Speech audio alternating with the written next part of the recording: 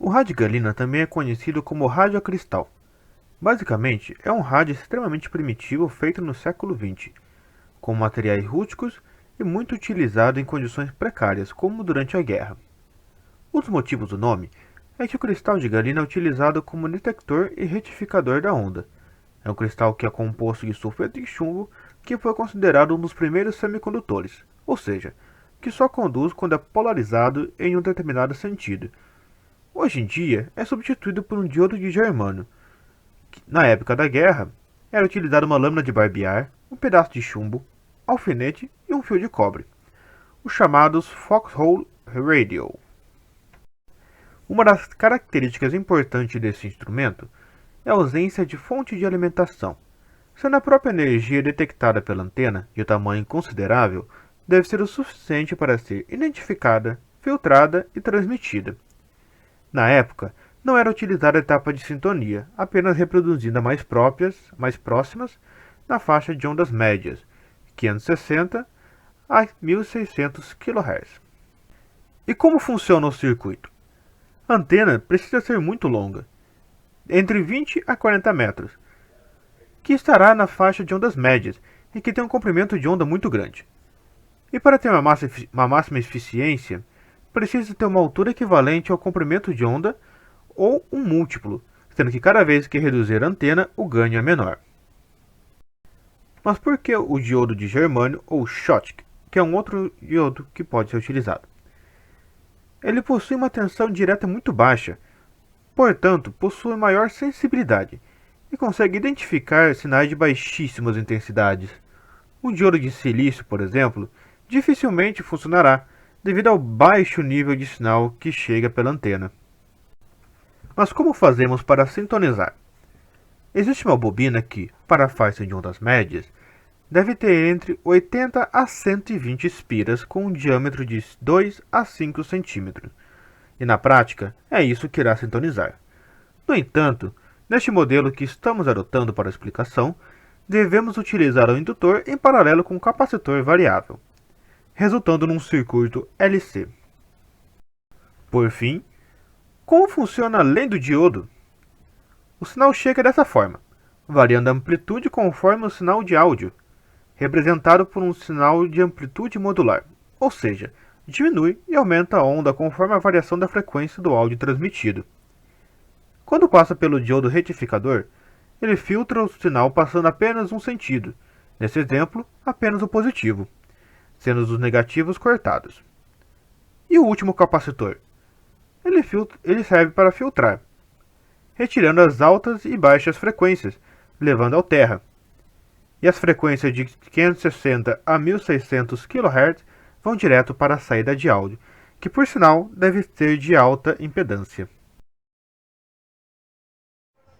Para CCH de Física 3, rádio de galena, eu estendi para fazer a antena do rádio, eu estendi um fio, o mesmo fio que eu fiz a bobina do indutor, AWG28.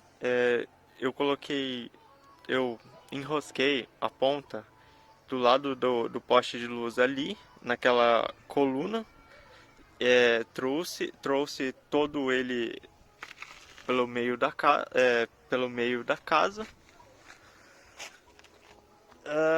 até aquela última coluna ali, que dá mais ou menos 30 metros. Daí o fio desce pra cá, pro meu quarto. Essa é a primeira antena.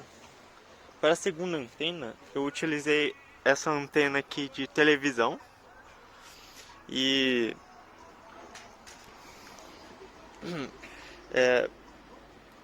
tirei o verniz e coloquei aqui. E juntamente essa antena também está indo para o meu quarto. Então aqui temos o circuito que compõe um rádio de galena.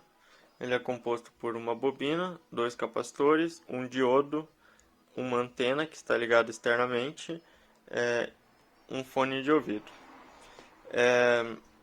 Começando pela bobina, essa bobina foi feita com o mesmo fio do que foi feita a antena, um AWG28, enrolada em um cano de 2,5 centímetros, com aproximadamente 100 volts.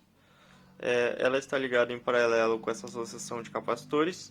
Essa associação de capacitores só está aqui porque eu precisava de um capacitor de 1 nanofarad, só que eu só tinha capacitor de 100 picofarads.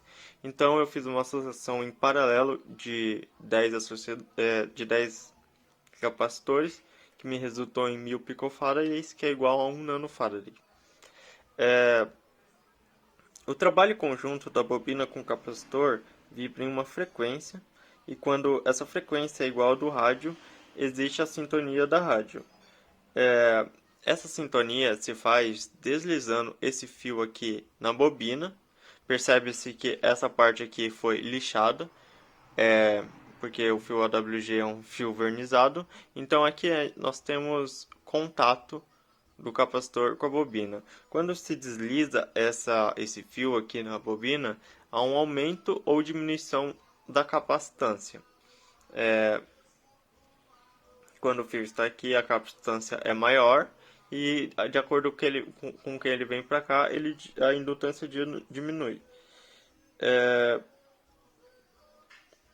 O que resulta no aumento ou na diminuição da frequência de sintonia associada ao capacitor. Feita a sintonia da rádio, a gente vem para cá pro nosso indutor, que serve aqui para fazer a retificação. Ele vai permitir que a corrente no circuito caminhe para uma só direção. Saindo do indutor, a gente tem o capacitor. Esse capacitor vai filtrar as frequências audíveis do que a gente captou. Nos polos do capacitor, a gente tem ligado o fone de ouvido, que está aqui, que é o terra, e um fone de ouvido, que no caso a gente está utilizando esse aqui. Feito isso, tudo vem para o terra.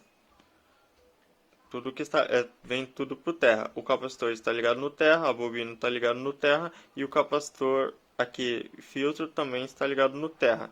Tudo isso aqui e vem para um terra, que no caso seria a minha janela. E aqui nós temos a antena, que a antena é aquela externa que eu demonstrei, que proporciona a alimentação desse circuito. Aqui está o fone que eu estou utilizando no rádio. Agora eu vou tentar sintonizar uma rádio e vou aproximar bastante do microfone aqui para o microfone da câmera poder captar o fone.